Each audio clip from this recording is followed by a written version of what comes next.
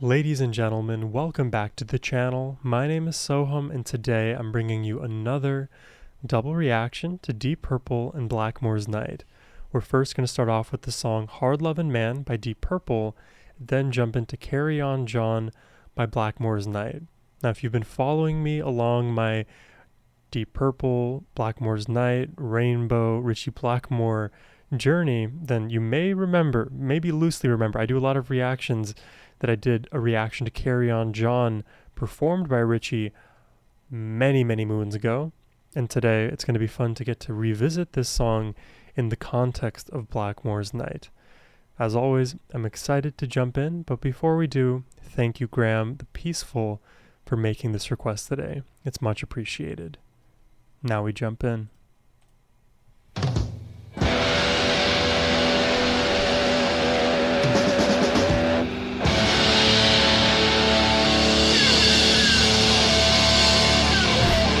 Starting with the pick scraping, we're in for it.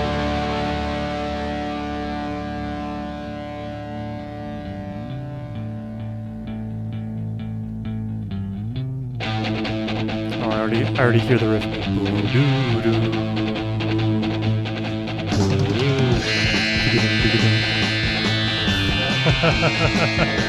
How do we make a dissonant chord?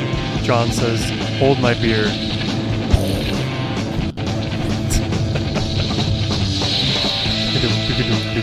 And the gallop and Richie.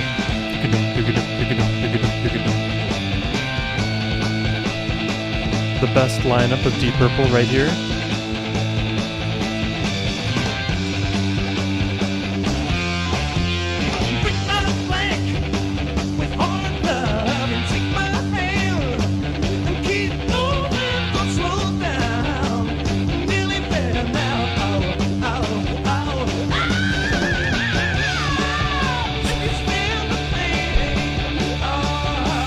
Ian, man.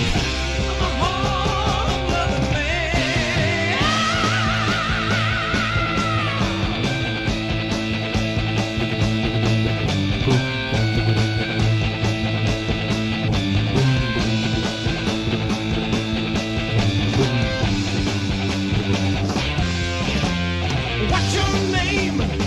It's all right not to come streets. We're outside now, I wanna feel ya. I wanna hear ya. Oh, oh, oh. Here we go again. Oh. This guy's a pretty good singer. He should join a band. I'm a hard-loving man.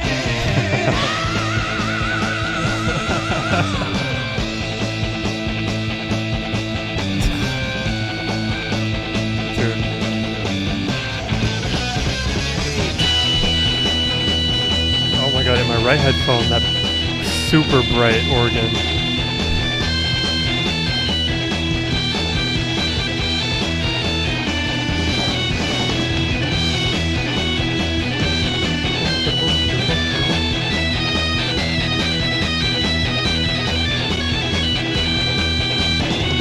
Wow, the subdivisions he's choosing against this gallop, only John could think of this.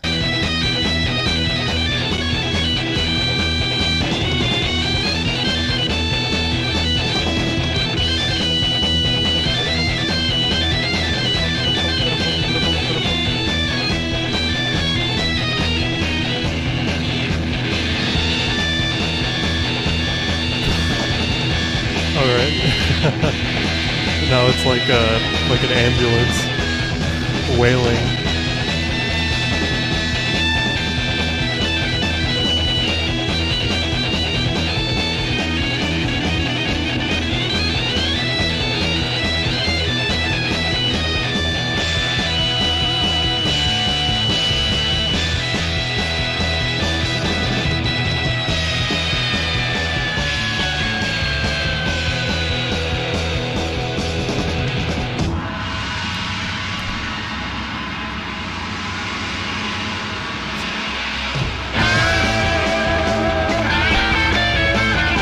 What was that in the middle there? The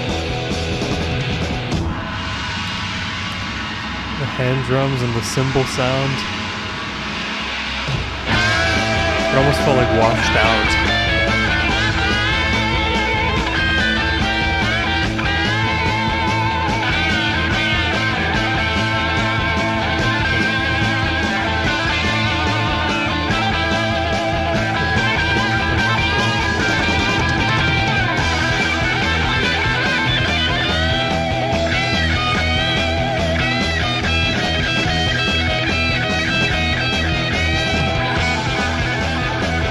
Oh, come on, Richie, let's go, man.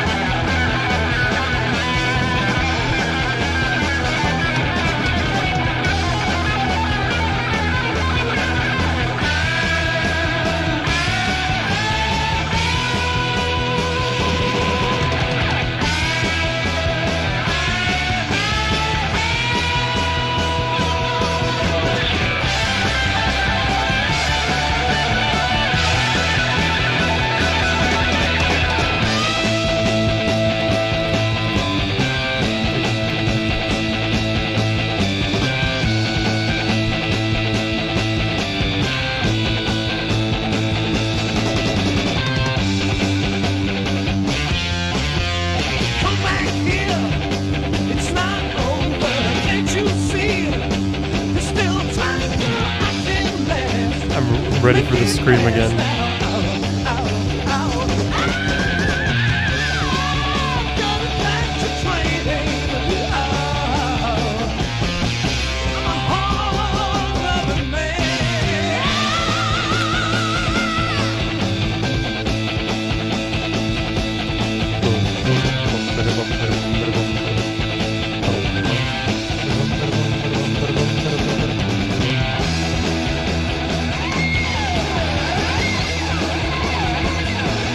I need a name for these maneuvers. He loves to scrape his guitar against the amps, man. The feedback. Against himself now. The pick scraping. I mean, that's where we started. I guess I should have only assumed.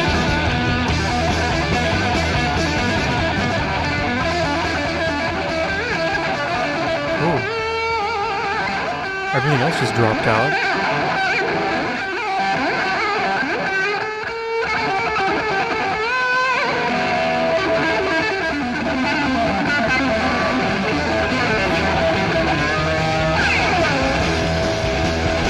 Now they're back.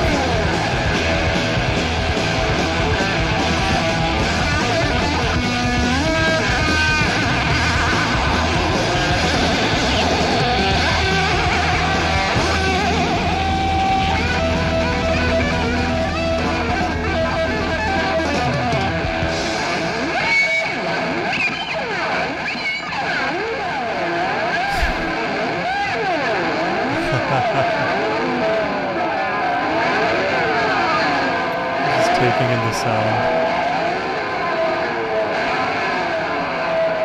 Some of these clips are from different shows, it looks like, but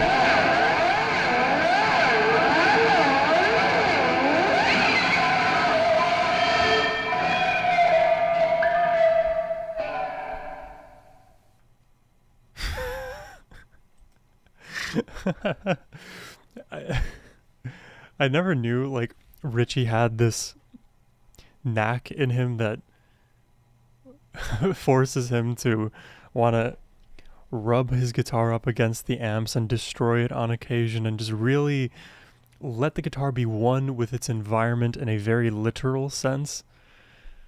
Man, that is a fun grooving song. That gallop just keeps you going.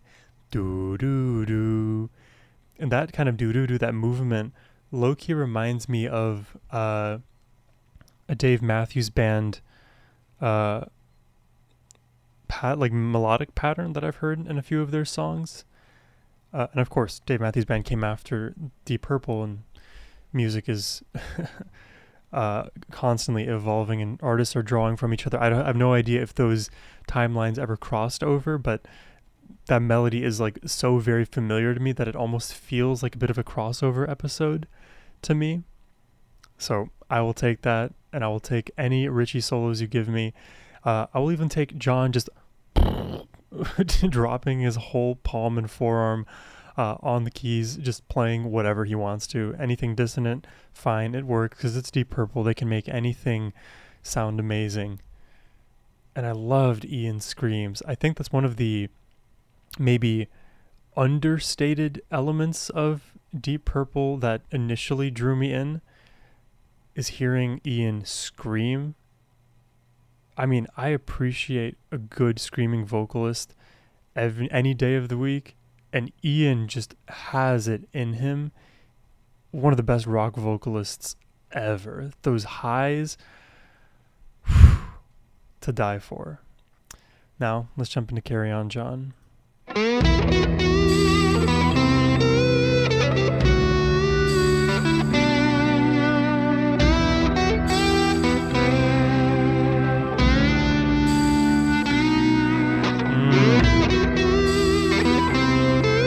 Yeah.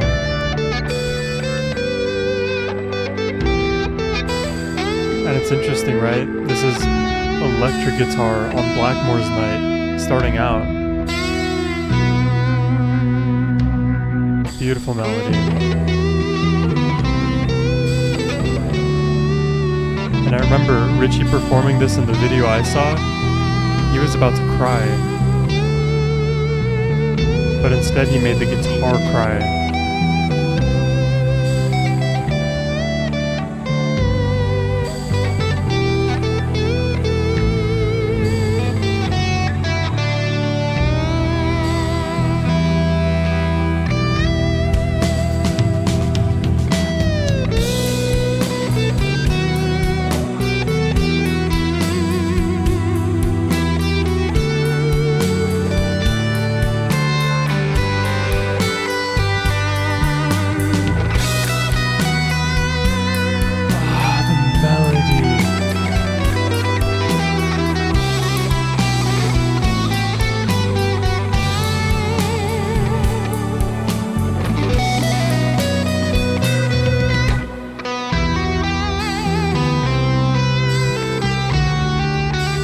This melody, when the first time I heard it, I don't think I made this connection, but it also kind of reminds me of The Loner by Gary Moore.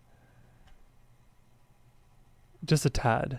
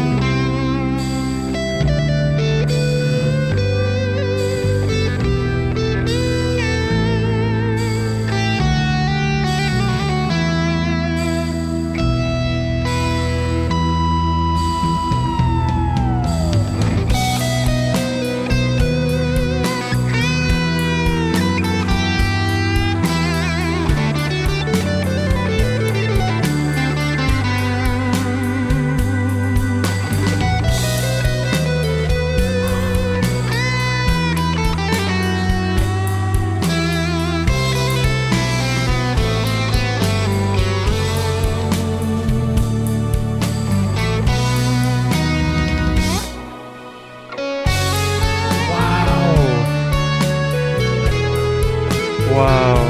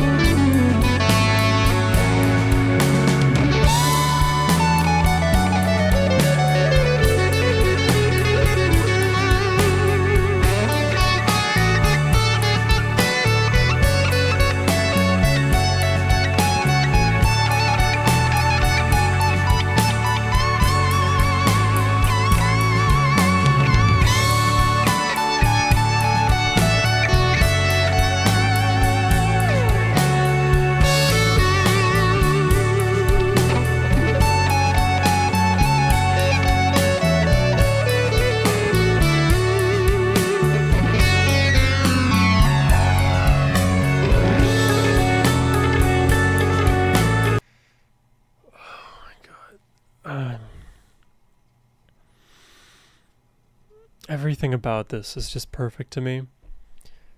And I don't want to neglect the bass that made an appearance. But then my attention shifts immediately back to then this newfound guitar tone of Richie's. I mean, what a beautiful melody in this song, and Richie just keeps it going.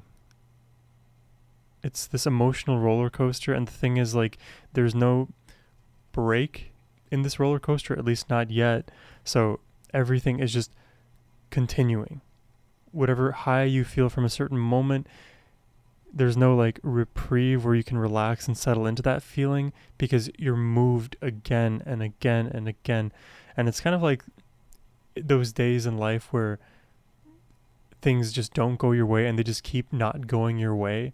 Now, take that concept, flip it on its head, and imagine that it's about emotions and feeling more and feeling more. And instead of just being closed off to investigating that feeling you have in your heart, you pry it open and you just dive right in. If it's grief that you're feeling, then really allow yourself to feel that grief. If it's sadness you're feeling, really allow yourself to feel sadness. If it's joy, be elated, be the happiest version of yourself you've ever been. This is like that concept of manifest in music. The emotion that we've opened up here, Richie is just diving straight into the deep end. The Deep Purple end.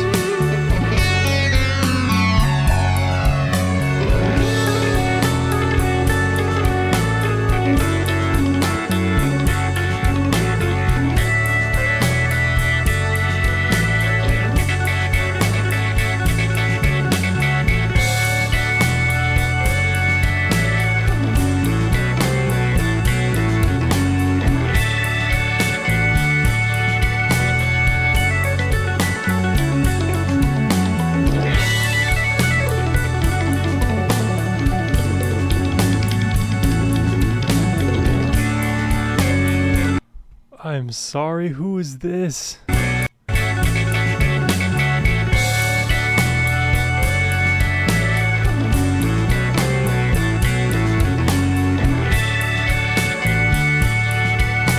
Oh my god.